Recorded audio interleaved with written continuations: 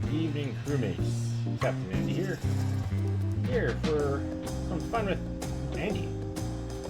I know yesterday I did some FFXIV goodness with Andy for the Dog Show 7.1 update, and we're going to continue that with this time going to Vana'Diel. Or the Vana'Diel raid, I should say. I had to do this last night after the story, but I kind of got tired and so I fell asleep. And I meant to stream earlier today, but I tried to get some raid gear for my summoner, the regular raid, the 8-man raid, but my luck was garbage. And that's all I'm going to say about that. So we're here, and continue with clan another time, probably next week. Or if I'm lucky during the week, if time permits me to come home. But we'll continue with Clayland later. We're going to be joined by Lena, who will here to help and laugh at my demise multiple times until I get used to this. Mostly laugh. Yeah. Alright, so let's get this started. I think it's this Hujo Messenger. Eh? Yep, that is a screenshot of Juno right there, so that's probably it. Looking for a well-traveled adventurer. Let me go find him one. Yeah, it's not you. Yeah, probably not. Say, aren't you Andy? Maybe. That certainly saves me a lot of trouble. I was asked to find you on behalf of Milalja. Curious happenings abound in Mamuka of late. You thought one with your worldly experience may be able to help us make sense of things. If you have the time and inclination to aid us, she awaits you in Mamuka. You'll find her west of the plaza in the large building near the two-headed statue. What's interesting about Mamuka is, unless I'm mistaken, Mamuka is the only place that has the exact same name in both FFXIV and 14. Both inhabited by Momo Jaz. In 11, the leader is Gulu Jaja. Spoilers, by the way. And in 14, against spoilers, he was the leader of the nation of Tulal, but story purposes, he's not with us at this time. And well, yeah. Even Zalalja's in 11, but he's not in the same area as Momo. He's more like the outlying region, and I think he's a named monster. A victorious monster. His dad fought harder. I mean, if they're even related in 11. And maybe we'll find out a quote as I can show what during the maintenance we had last week. I decided to go play 11 a little bit and met Gulu Jaja in 11. I was pumped for a great fight to see how well it's come since I played 11.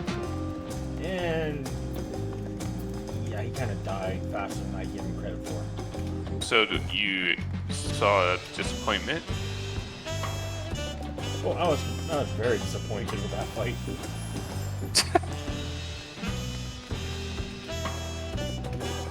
Can't find a way to post the photos.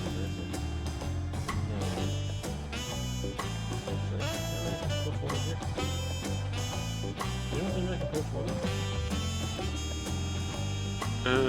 Oh, like on stream? Yeah. I think you can do a layer on OBS. That sounds a lot like now.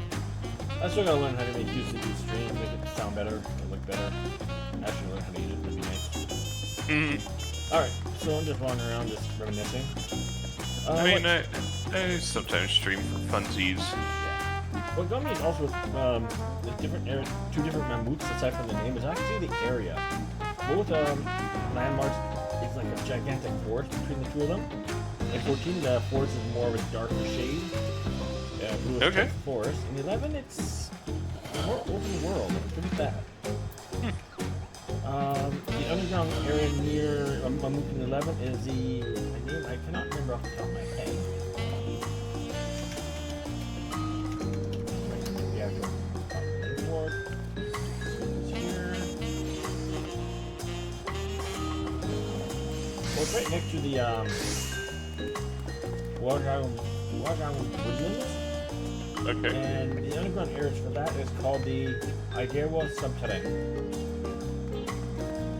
There's not much blue inside the woodlands, but if you go deeper inside the Idawa Subterranean, you will see some bluish auras around that area, more like blue orbs. Okay. And if you go further, venture more, you see like signs of an ancient civilization.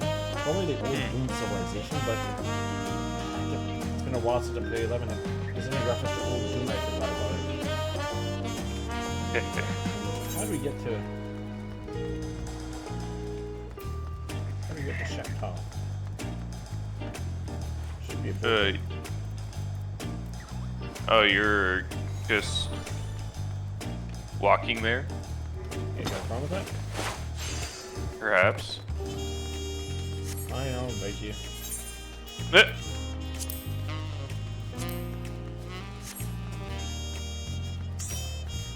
You didn't decline this time. What's going on? Eh. Alright, so that's Kulpapacha, Kozamauka. That's Kozamauka over there. Shakhtar is up north with Shadowani or Texas. Interesting.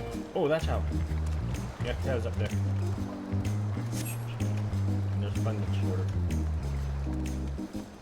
Yeah, for those curious about it, at least this area, the 12 continent. Gerfurler, the leader of the troll, Yakno? What are they called? Yakoi? Yeah. And remember, they're known as trolls, and Gerfurler is the leader of the trolls there. What's like here is a monk. Unlike here, he dies a lot easier. Rip.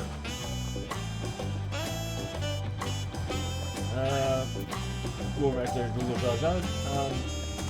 Much like 14, he wields 2 weapons, but unlike 14, they didn't have the job of Viper back then. They just had him be a ninja. Which essentially served the purpose of dualism. Yeah, I can see that. With magic. Because, well, yeah. Sure, why not? And as for the third Beastman area of the they're part of the Treasure of Ut-Ergen storyline and the Ut-Ergen region. And there are 3 Beastman tribes that came out with that. The 2 that I mentioned, the Moldras and the Trolls. And the third one were Lamias, which is kind of funny because we're on the Lamia server. The leader of that was Medusa. I think there's a Medusa in this game already, 14 already, but... What's there? Like a lore mob inside the chemical place, I believe it is. The chemical research facility, somewhere around there. Yeah, I think that was a transformation. Yeah. So I wouldn't count that. But if you do come out with actual Lamia... Well, then again, we also have Lamia Beastman tribes already. And Medusa's not a part of that. Okay, so this is actually kind of hilarious. There's a enemy type called Medusas in Elpis. But they just only look like tiny morbals. That's probably it then. Who knows, you might change that name later on too if you bring up Medusa in here. Maybe. But I know what you're talking about with the ethereal chemical factory. Yeah, that's the first one that came in my mind.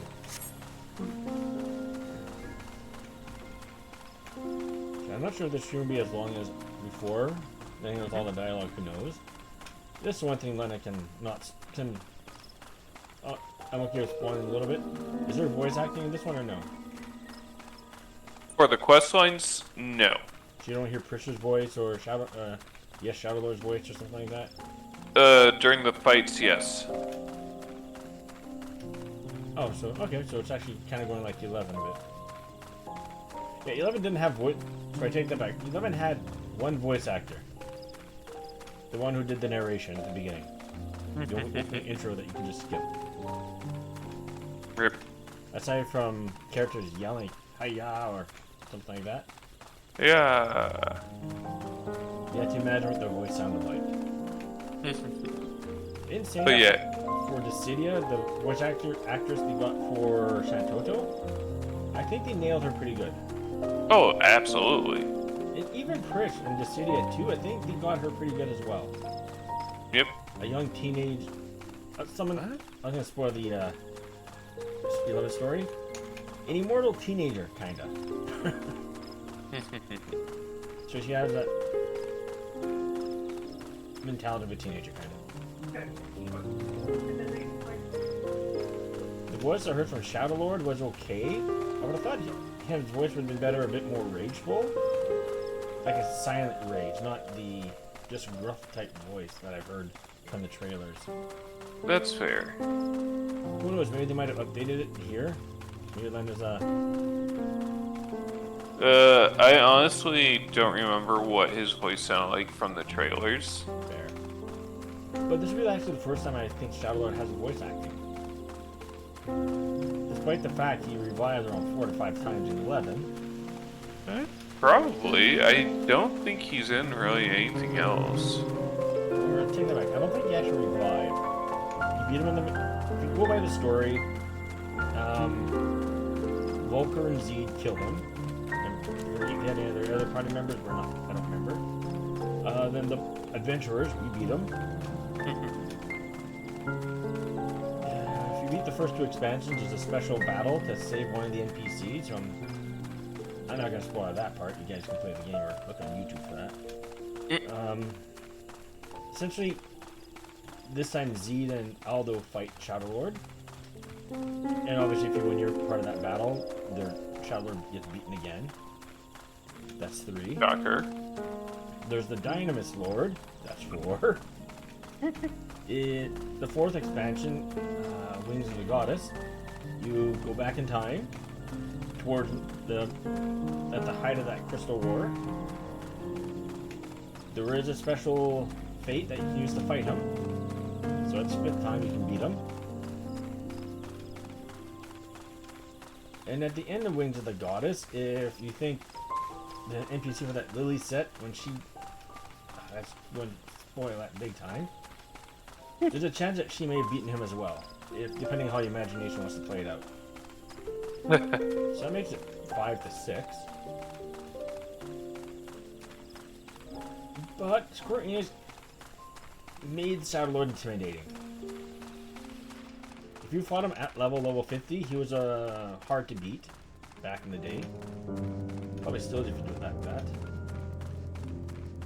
When I went back for a little bit, I thought I'd try out some of these high-level dungeons with old bosses like Shadow Lord. I figured Shadow Lord should be easy to beat. He kicked my ass. Respect. Probably because you deserved it. Oh, I did. I was... what's the word I'm looking for? Cocky. Yeah. Put up a good fight, though. That's good. What made Shadow Lord difficult? Towards later, he has 2 forms. Okay. First form is like a regular fight. Second form, he'll only use AoEs because he's angry. Think like an Endsinger, where at the end of the fight she's just AoEing everyone. Or I think Yeah, the idea. But the first form, about halfway to maybe 3/4 of the way done, he'll start flipping back and forth between physical immunity and magical immunity. Oh, nice. Yeah, not nice if you're mainly just a physical attacker called a thief. Yeah, good luck. Yeah, so I was heavily relying on my magical DPS like Shantoto trust system. But unfortunately, you don't have the health that takes most of the big hits. Oh no. Or any hits. Yeah. That and my build, I usually go with a subclass of Dancer so I can keep myself healed. So I trust the user at times. I get it. But even if I went with a ninja subclass, going through the elemental wheel, I would not have done enough damage to make it feel like a tickle. Rip. So. But no, yeah, well, 5 times the Traveler bites the dust and comes back. In the same game. Hell yeah. So, him showing up here is kind of cool, but I like... They made him look menacing in some ways. If you played 11, his lines of dialogue do make you... He taunts you, he roasts you. In some cases, like what I just mentioned, he will physically roast you. As well. Alright. Let's continue on. Hey, for those that are joining, thank you for joining. Hope you have a fantastic evening. Thank you for coming. Truth be told, I was unsure if I was right to call on you, but the troubles we now face cannot be overcome with our strength alone. It all began when we found a fallen traveler in the sky deep Cenote. For mercy, his wounds were not life-threatening. Sorry to interrupt the story part, but I think it's right to have Mammoth the center place between the two because it's the only place that I know of where the two can actually join. And that's fair. Having a mysterious forest next to you, both of them just adds to that. Just gives it more reason to make the Mammoth the central place for that. Which makes sense. And technically, Gulul Jaja, if you go through the 14th story, he was the leader of Mammoth, and his title was Autarch. Huh. In 11, Gulul Jaja is Autarch there as well. So they have the same title, essentially. Except the one in 14 grew a brain. Yeah. Got him. He didn't go all Mammoth should rule the world type thing. Spoilers. That he didn't die as easily. Even had a kid. Rip. Alright. His wounds were not life-threatening. His kind is not a common sight in these lands. Tall and slender of build with pointed ears. Much like you, in fact. Elvons! Wait, much like me? Elvon. Elzen. Okay. Nice way to point out Elzens in this game. Not a common sight in these lands. And tall, slender, Elvon. If I go through prominent Elvons from 11, Prince Treon comes at the top of my list. His brother maybe, but his brother was a dick most of the game. Think of Thor and Loki, but not as much of a Loki-ish. Fair enough. Rahal, Eximile, Louvrance, I think what his name was. I think those are the prominent Elvons that I can think of. King Destin, but he's old. I don't see him venturing out that much.